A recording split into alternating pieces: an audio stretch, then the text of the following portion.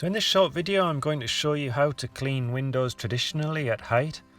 As you can see, this is a pretty high job. We're looking at about 20 feet, maybe just a little over that.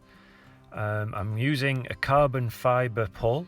It's a Gardiner's SLX Extreme, an extreme pole for this extreme job. And it's important to use a light and rigid pole so that you have the maximum precision using these swivel tools.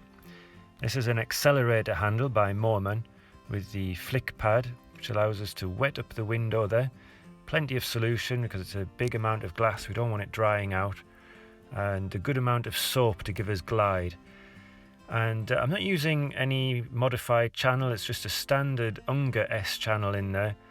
The flick pads do fit that, so back with the pad, and I'm going to rely on getting in at the angle there so as to minimize detailing. So down, dive bombing these sides, sensitive to the border, right down to the bottom, and then do the same on the other side. So along that top edge at an angle, quite a flat angle in at the corner so that we've got the turn straight away down at the bottom, cutting out those sides, which means that we can just fan pretty easily down the window by using our shoulders, keeping that fluid movement and staying in the wet, staying in the solution. That's very important so that the rubber doesn't stick on the window, and keeping that nice and fluid.